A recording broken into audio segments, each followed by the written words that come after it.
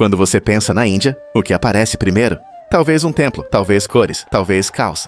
Mas e se eu te dissesse que em um mesmo país dá para ouvir o som de um foguete sendo planejado? E poucas horas depois, o som da água escura se fechando, ao redor de um mangue, onde um predador aprende a nadar para caçar. A Índia não é um lugar, é um continente disfarçado de país. Aqui a modernidade não chega como uma linha reta, ela chega como um corte, um choque. Num segundo você vê uma cidade de vidro código e satélites. No outro você vê um homem empurrando a própria vida para dentro de um rio de gente, tentando atravessar uma rua como quem atravessa um destino. E é aí que o estereótipo começa a falhar. Porque a Índia também é a história de quem vive no limite do calor que racha a pele, no limite do frio que fecha estradas por meses, no limite de um mar que alimenta, e cobra no limite de florestas, onde o silêncio não é paz, é alerta. E no entanto, do meio desse limite, surge algo que o mundo insiste em subestimar: ambição. Ambição de construir, ambição de resistir, ambição de fazer mais com menos, ambição de continuar mesmo quando tudo diz pare. A pergunta não é se a Índia é bonita, ela é. A pergunta é: quanto perigo existe por trás dessa beleza? E quanto de humanidade existe por trás do perigo? Nosso caminho começa em um lugar que parece impossível. Uma cidade onde o futuro é fabricado todos os dias e onde a pressão tem nome, rosto e cansaço. Bengaluru. A Índia é um daqueles lugares que o mundo acha que conhece, antes mesmo de chegar.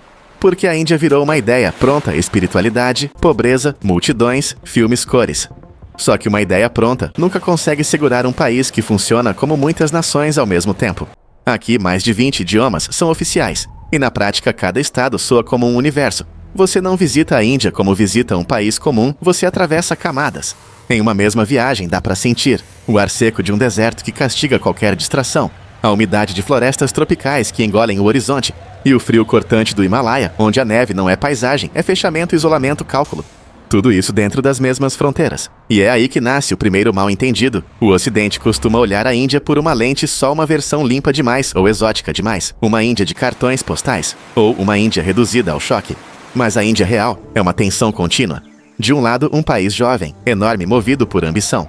Ambição de produzir, competir, lançar e inovar, mesmo quando falta o que outros países têm de sobra. De outro lado, um território onde a vida cotidiana ainda negocia com forças antigas, clima extremo, densidade humana, heranças históricas, desigualdade, natureza selvagem. E é por isso que este documentário não é sobre turismo, é sobre limites. Sobre o limite entre progresso e sobrevivência, sobre o limite entre cidade e selva, sobre o limite entre fé e política, sobre o limite entre o silêncio de uma ilha e o rugido invisível de uma montanha, e principalmente sobre o limite dentro das pessoas. Porque em cada lugar que vamos cruzar, existe uma história humana escondida atrás da paisagem. Alguém que sustenta uma família com o mar. Alguém que entra num mangue sabendo que pode não voltar. Alguém que estuda numa altitude onde o oxigênio vira luxo. Alguém que constrói futuro em meio à pressão e cansaço. A Índia é chamada às vezes de caótica, mas o caos é só a superfície. Por baixo existe um tipo de ordem, a ordem de quem aprendeu a viver com o imprevisível. E se a Índia parece contraditória, é porque ela é. A questão é que quando a gente finalmente enxerga essa contradição de perto, ela deixa de ser confusão e vira revelação. E para começar a ver a Índia como ela é de verdade, a gente precisa entrar por um portal inesperado.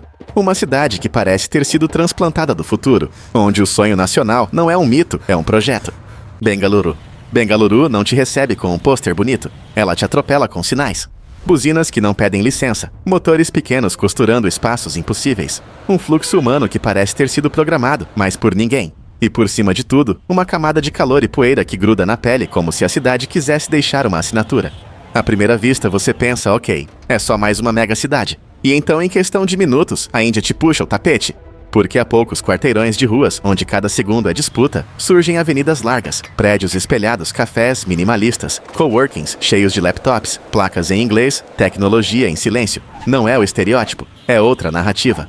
E o choque não é só visual, é psicológico. Você percebe que não veio para entender a Índia. Você veio para desmontar a versão da Índia que já existia na sua cabeça. Bengaluru é chamada de Silicon Valley da Ásia, mas o que realmente muda o ar aqui não é a palavra startup. É a sensação de que um país inteiro está tentando provar algo, para si mesmo. E ainda assim, mesmo nesse cenário de futuro, existe uma pressão que não aparece nos cartões postais. A pressão tem cara de gente cansada, tem ombros caídos no fim do dia, tem olhos que brilham num projeto e apagam num ônibus lotado. A Índia que pensa em satélites também pensa em aluguel, em comida, em família, em tempo. E tempo aqui é um recurso disputado.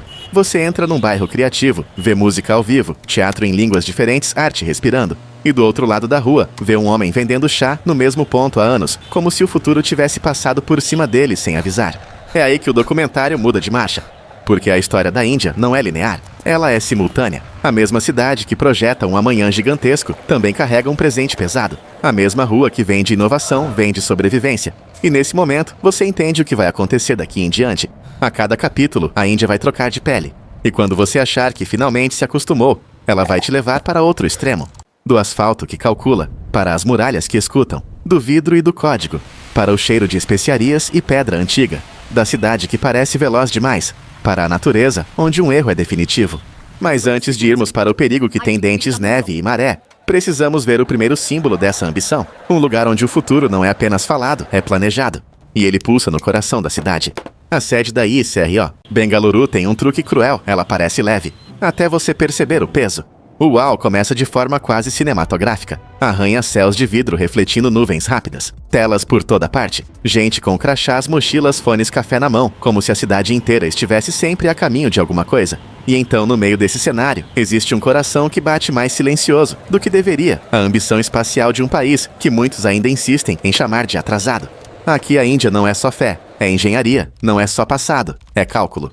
O WHI aparece quando você entende o que Bengaluru representa, um ecossistema que alimenta inovação em escala startups, centros de pesquisa, empresas globais, laboratórios. Mas o salto real é simbólico. Foi a partir dessa engrenagem que a Índia colocou uma sonda perto do Polo Sul da Lua e fez isso com uma assinatura quase provocadora: fazer mais com menos. Não é mágica, é disciplina, é precisão. É necessidade transformada em método. Só que a Índia não deixa ninguém ficar confortável por muito tempo. O danger aqui não vem de um tigre, vem do ritmo. O futuro tem custo. Ele cobra em horas, em saúde, em ansiedade. Cobra na forma como as ruas engolem pessoas. Na forma como o tempo vira uma moeda. Na forma como a desigualdade aparece sem pedir desculpas. Um prédio brilhante, uma esquina escura, um café minimalista, um carrinho de chá, um teclado que promete ascensão, um corpo que só aguenta até onde aguenta. E é nesse ponto que o país deixa de ser tema e vira gente. O Human tem rosto de quem trabalha com o invisível. Um é engenheiro, não como o estereótipo de gênio, mas como alguém que mede o sonho em pequenos passos, testar, falhar, ajustar, repetir. E à noite, a cidade revela outro lado, um teatro onde várias línguas dividem o mesmo palco, como se a diversidade fosse menos um discurso e mais uma prática diária. Pessoas comuns rindo, chorando, vivendo, lembrando que a Índia não é uma máquina, é um corpo gigantesco tentando se manter inteiro. E quando você sai, já não dá pra dizer que viu a Índia. Você viu só uma das Índias. Closing line. Em Bengaluru, o futuro não chega. Ele é fabricado e cobrado. E quando você acha que entendeu o contraste, a estrada te leva para um lugar onde o futuro e o passado ficam no mesmo quarteirão. Hyderabad. O uau de Hyderabad é um golpe de edição. Primeiro você vê a cidade como um reflexo high-tech city. Torres de vidro, fachadas geométricas, escritórios, que parecem naves estacionadas no asfalto. O símbolo está ali, Cyber Towers, um cilindro futurista que brilha, como se dissesse, a Índia já chegou no século seguinte. E então você dá um passo, e o tempo troca de dono. O Wi-Fi é exatamente esse. Em Hyderabad, a Índia não separa as camadas. Ela empilha, o mesmo lugar que hospeda, pesquisa, tecnologia e capital global. Respira logo ao lado, uma memória antiga que não virou museu, virou rotina. É como se o país testasse uma pergunta em voz alta. Dá para correr para o futuro, sem arrancar o passado pela raiz? A resposta não vem em discurso, vem em cheiro. O danger começa quando o ar muda. O aroma de especiarias toma a rua, a multidão engrossa, as vielas estreitam e a cidade vira um labirinto que funciona por instinto. Charminar aparece como um farol do século XVI, cercado de mercados, mesquitas, histórias e pressa. Não é perigoso no sentido óbvio, é perigoso no sentido humano, calor, empurra, distração, bolso leve, cansaço. Aqui o risco não tem sirene, tem rotina. E quando você acha que já entendeu a parte histórica, Hyderabad puxa outro truque. A poucos quilômetros, o forte de Golconda não é só pedra antiga, é engenharia de guerra, portões para resistir invasões, muralhas abraçando colinas. E a lenda que ninguém esquece, uma simples palma na entrada principal, e o eco atravessa o complexo, avisando os pontos mais altos, como se o forte tivesse sido construído para detectar o medo antes que ele chegasse. É aí que o Human Layer entra com força. Uma vendedora de especiarias, mãos rápidas, olhos atentos, contando que o mercado não dorme, só troca de turno. Um guia local que não recita datas como robô. Ele fala do eco como quem fala de um alarme ancestral. E você entende que aqui, tecnologia não começou com computadores. Começou com gente tentando sobreviver. Hyderabad te mostra que a Índia não abandonou a história. Ela convive com ela no mesmo quarteirão, no mesmo pulmão. Closing line. Em Hyderabad você não visita o passado, você esbarra nele. E agora, depois do vidro e da pedra, a Índia vai te levar para um lugar onde a fronteira entre humano e natureza não é uma linha, é uma névoa. Sundarbans. O uau dos Sundarbans não vem de uma paisagem aberta, vem do que esconde. Você chega e o mundo parece errado no melhor sentido. Água por toda parte, mas não é mar. Terra por toda parte, mas ela se move. Raízes expostas como dedos saindo do chão, árvores adaptadas ao sal, canais estreitos onde a luz entra em lâminas e some rápido. Aqui o horizonte não é uma linha, é um emaranhado. O Uai é simples e brutal. Os Sundarbans são um dos maiores manguezais do planeta, uma região onde tudo depende da maré. A vegetação aprendeu a respirar em um ambiente saturado e a vida inteira se reorganiza ao redor do sobe e desce da água. O ecossistema não é bonito, ele é funcional, ele é um mecanismo. E dentro desse mecanismo vive um mito que tem corpo. O danger surge quando você percebe que não está sozinho mesmo sem ver ninguém. Porque aqui existe um predador que não respeita a separação que a gente inventou entre floresta e rio, o tigre de Bengala. E nos Sundarbans ele é diferente. Ele nada. Ele atravessa canais entre ilhas. Ele caça em silêncio camuflado, em listras que se confundem com sombra e raiz. O perigo não se anuncia, ele observa. E o mais duro é que para as comunidades locais isso não é documentário, é calendário. O Human Layer aparece na voz baixa de quem vive com regra não escrita. Um pescador ou alguém que entra no mangue para coletar recursos te diz que aqui não existe heroísmo, existe prudência. Você não vence a floresta, você negocia com ela. E a negociação inclui coisas que parecem superstição, mas funcionam como tecnologia emocional. Máscaras com rostos humanos presas na nuca para enganar a lógica do ataque para criar a sensação de olhar, onde não existe olhar. É difícil não sentir um nó na garganta quando você entende isso. A pessoa está dizendo sem dramatizar que carrega uma segunda face não por folclore, mas por medo. Nos Sundarbans, a fronteira entre humano e natureza é confusa de propósito, porque a natureza aqui não é cenário, não é vida selvagem separada do povo. Ela é vizinha, e às vezes é sentença. E no fim o que fica não é a imagem do tigre, é a ideia de limite. Closing line. Nos Sundarbans, a sobrevivência não é aventura, é rotina. E depois de um lugar onde a água decide tudo, a Índia vai te levar para o oposto, um território onde a água some e o calor manda, e a vida aprende a economizar cada gesto. Jaisalmer. O uau de Jaisalmer parece mentira, até você ver com os próprios olhos. No meio do deserto do Thar, onde o ar treme de calor e a luz vira lâmina, surge uma cidade feita de arenito dourado. As construções brilham como se o sol tivesse virado arquitetura. De longe, o forte parece um cenário, mas quando você se aproxima, ele respira. Porque aqui existe algo raro, uma fortaleza que não virou apenas atração. Ela continua viva. O WYI está nessa palavra, vivo. O forte de Jaisalmer não é um museu vazio. Dentro das muralhas ainda moram milhares de pessoas. Há casas, lojas, templos, ruas estreitas, onde a vida acontece sem pedir licença ao passado.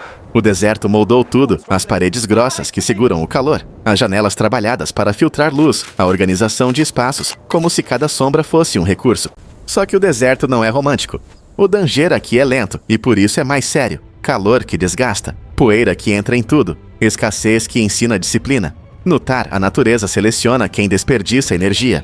E fora da Cidade Dourada, o santuário de vida selvagem lembra que a vida no deserto é uma adaptação constante. Espécies raras, animais que sobrevivem com pouco e aves enormes e ameaçadas que dependem de um equilíbrio frágil. A Índia de novo não te deixa olhar sem sentir o preço. E é aqui que o Human Layer pega pela mão. Uma família que vive dentro do forte, gente que cresceu cercada por pedra antiga como se fosse parede comum, conta que morar ali não é charme, é responsabilidade. Cada rachadura é preocupação, cada temporada turística é oportunidade e risco. E durante o Desert Festival, quando as dunas viram palco, a festa parece pura alegria. Corridas de camelos, música folclórica, danças com fogo, marionetes, competições de turbante e o famoso concurso de bigodes, símbolo de honra, identidade e pertencimento. Mas por baixo da celebração, existe outra leitura-tradição, aqui não é nostalgia. É um manual de sobrevivência social. É a cola que mantém as pessoas firmes num lugar onde a natureza não cede. Jaisalmer te mostra que o deserto não é vazio. Ele é exigência. Closing line. Em Jaisalmer, o que parece espetáculo é a forma que a vida encontrou para resistir.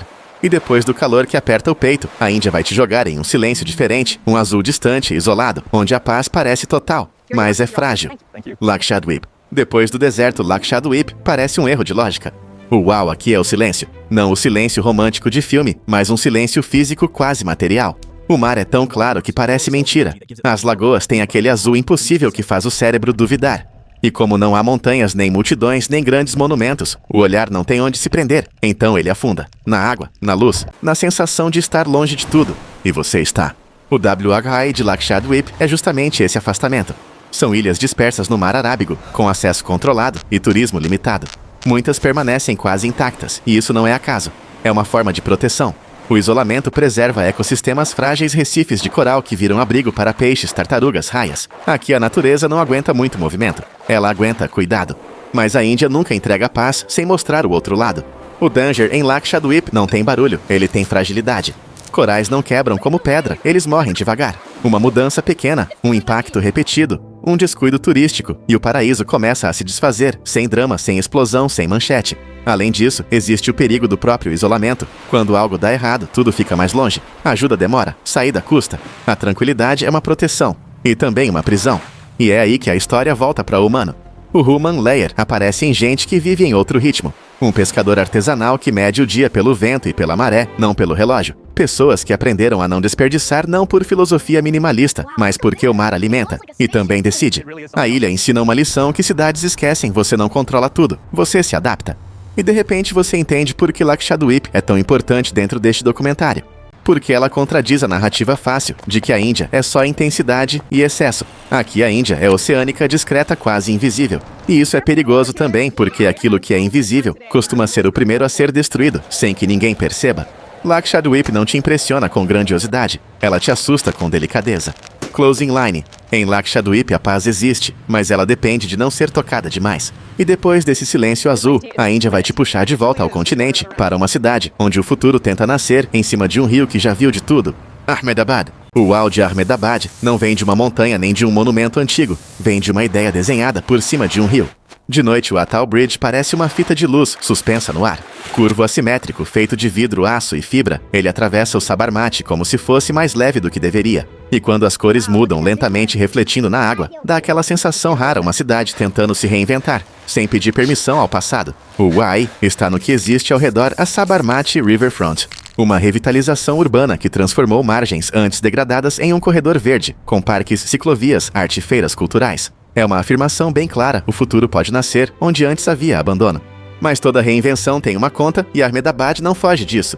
O danger aqui é menos óbvio do que tigres e nevascas. É o perigo do progresso que reorganiza quem pode permanecer e quem precisa sair. Quando uma cidade fica mais bonita, ela também fica mais cara. Quando um espaço vira cartão postal, ele pode deixar de ser casa. O risco é o de sempre: a transformação, apagar as pessoas que fizeram o lugar existir antes da transformação. E é por isso que o Human Layer precisa estar no centro.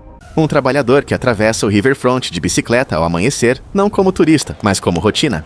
Uma família sentada na margem comendo algo simples, olhando a água como se estivesse recuperando um direito perdido, o direito de respirar.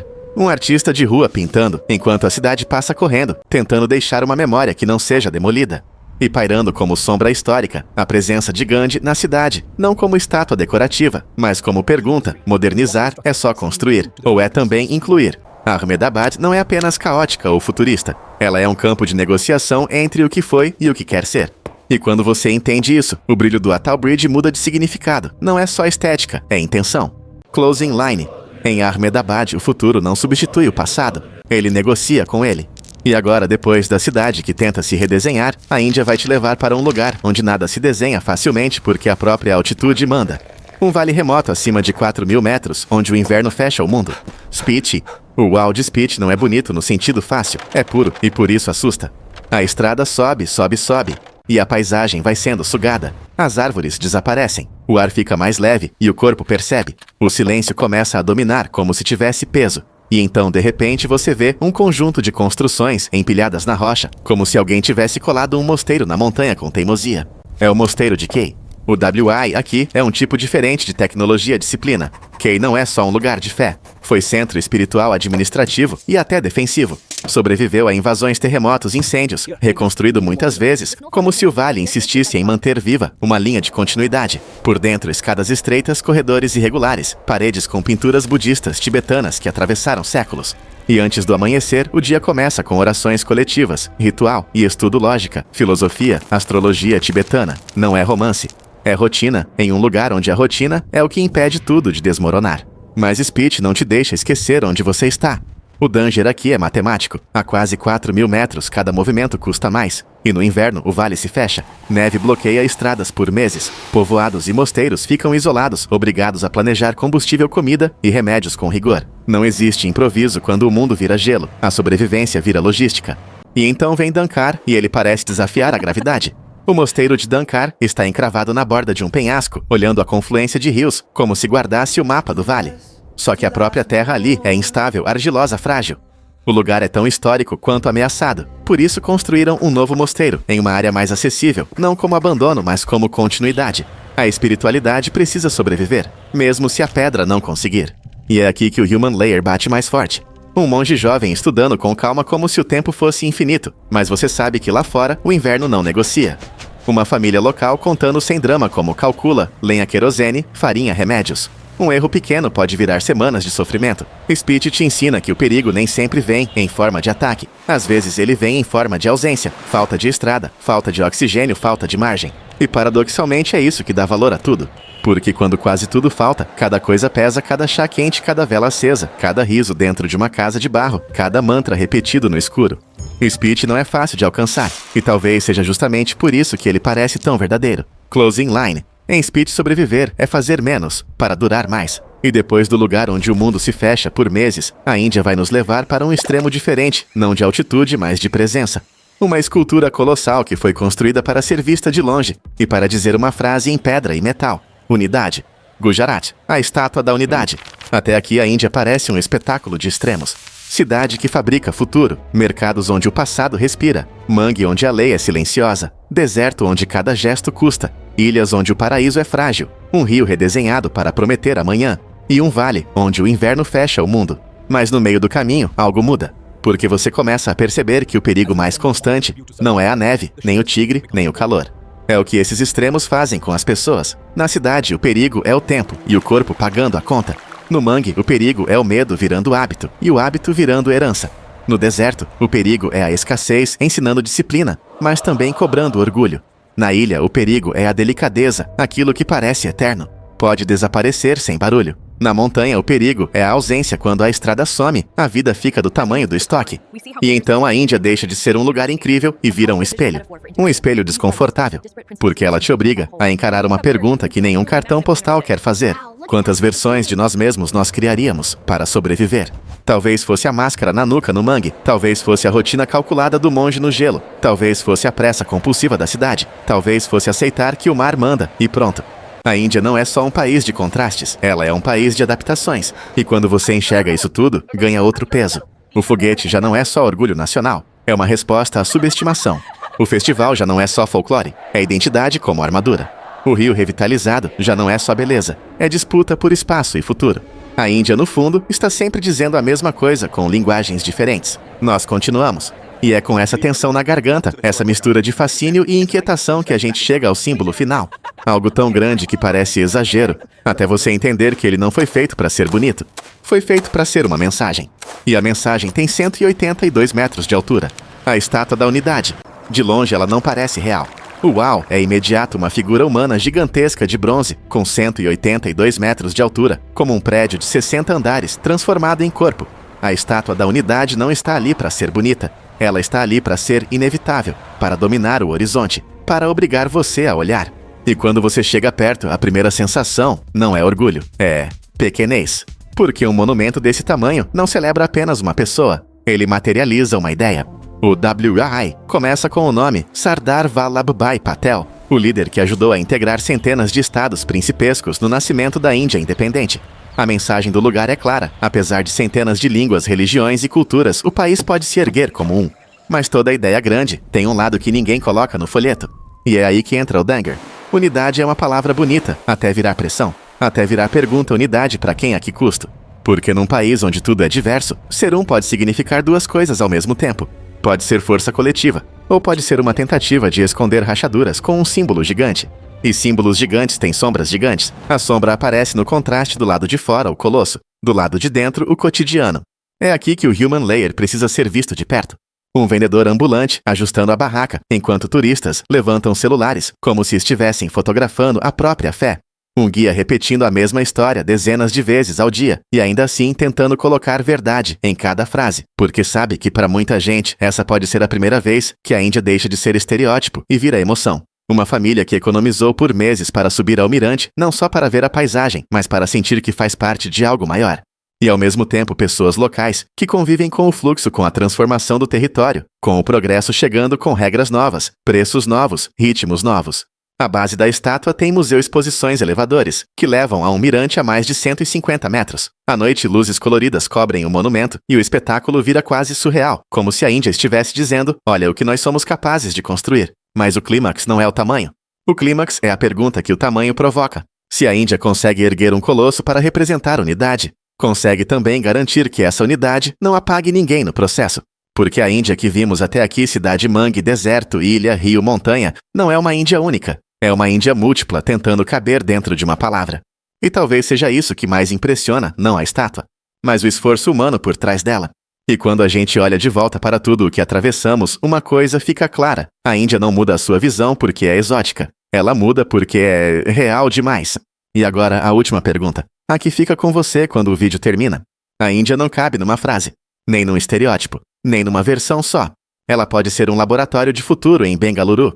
E ao mesmo tempo um mangue onde a vida entra, sabendo que o risco não tem vilão. Pode ser deserto que ensina disciplina, e ilha que ensina delicadeza. Pode ser um rio redesenhado para prometer amanhã, e uma montanha onde o amanhã depende de estoque, silêncio e planejamento. Se existe algo que este país faz bem, é lembrar que progresso não elimina limites, ele só muda a forma deles. E no fim, talvez a Índia seja isso, um lugar onde a humanidade aparece mais nítida porque precisa se adaptar o tempo todo. Onde viver não é uma teoria, é prática. Então eu deixo uma pergunta para você. Qual Índia te surpreendeu mais, a da ambição ou a da sobrevivência? E se você pudesse escolher um desses lugares para entender melhor a si mesmo, qual seria? Se esse vídeo te fez olhar 2 vezes, deixa um curtir, é simples, mas ajuda muito. E comenta aqui embaixo qual cena ficou na sua cabeça. Porque alguns países a gente visita, a Índia a gente atravessa.